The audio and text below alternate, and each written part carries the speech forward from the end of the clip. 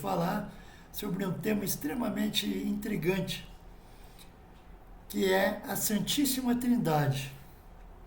Por falar em intrigante, esse foi um dos aspectos que mais intrigam até hoje os leigos. Como é que eu faço para entender, sendo uma religião monoteísta, existem 3 deuses no panteão da igreja? Na matemática, 1 mais 1 são 3. Mas teologicamente não. Eis que o Pai, o Filho e o Espírito Santo são entidades distintas, mas se constituem naquilo que o cristianismo denomina de doutrina da Trindade, ou Santíssima Trindade. Voltemos um pouco no tempo para contextualizar este assunto. Por quê?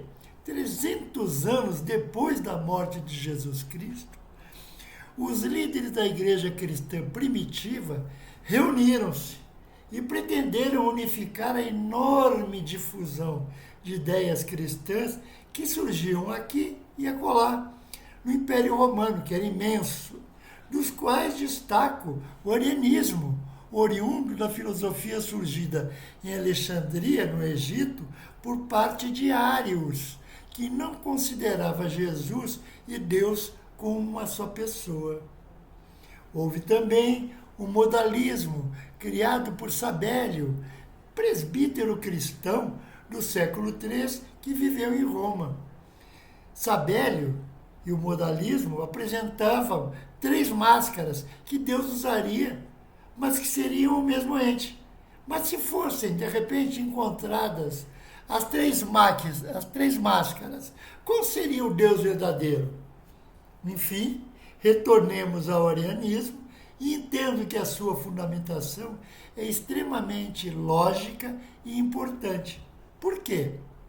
Simples, porque somente Deus era incriado e Jesus nascera. E Arius afirmava categoricamente que Jesus era o homousios, ou seja, palavra grega que significa de natureza parecida, isto é, o filho era parecido com o pai, mas não era igual. É importante ressaltar ainda que as raízes do cristianismo se encontram, logicamente, no judaísmo, e Jesus se proclamava ser o Messias. Restavam dúvidas de como serem monoteístas se Jesus se dirigia ao Pai e afirmava que após a sua partida enviaria o Espírito Santo para se fazer presente entre os cristãos, ou seja, repito, seriam 3 entidades: o Pai, o Filho e o Espírito Santo. Na verdade, existe um só Deus em 3 formas distintas, tendo Jesus afirmado ainda, quando de uma das suas inúmeras pregações, que fossem os seus seguidores que se fizessem discípulos e que batizassem a quem quisesse em nome do Pai, do Filho e do Espírito Santo. Assim, no início do século IV depois de Cristo, o imperador Constantino, vejam bem, o imperador convocou os bispos de todo o império para uniformizar a doutrina da Trindade, naquilo que passou a se chamar Concílio de Nicéia, no ano de 325 depois de Cristo, tendo daí surgido o Credo de Nicéia, que até hoje nas igrejas de todo o mundo é falado. Aliás, um detalhe, o arianismo foi declarado herético. Para resumir, segundo a Santíssima Trindade, há apenas um Deus que é vivenciado pelos cristãos de 3 formas. Deus, o Pai de Jesus, que o enviou ao mundo, Jesus, Filho de Deus, que veio ao mundo para trazer o reino de Deus, e o Espírito Santo, que Jesus deixou no mundo para acompanhar os cristãos nas suas lutas até o encontro com Deus. Estas 3 manifestações são completamente unidas e são, ao mesmo tempo, 3 em 1.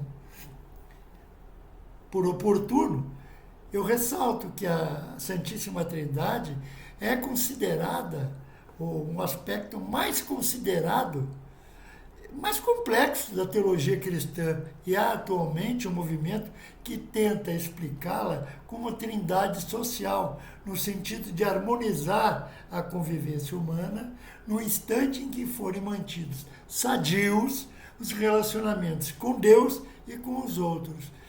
Pelo exposto, resumidamente, essa é a Santíssima Trindade. É evidente que um assunto de tal monta, de tal natureza, é bastante mais complexo do que esse simples bate-papo aqui.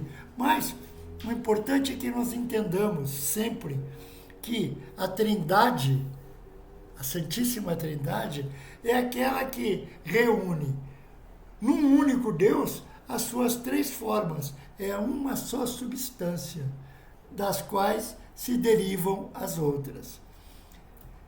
Tomara que tenham gostado. Se tiverem gostado, deem um like aí e opinem, conversem, me liguem. Estou aqui à plena disposição de todos vocês. Muito obrigado e até semana que vem, se Deus quiser. Um abraço e um queijo, gente. Tchau.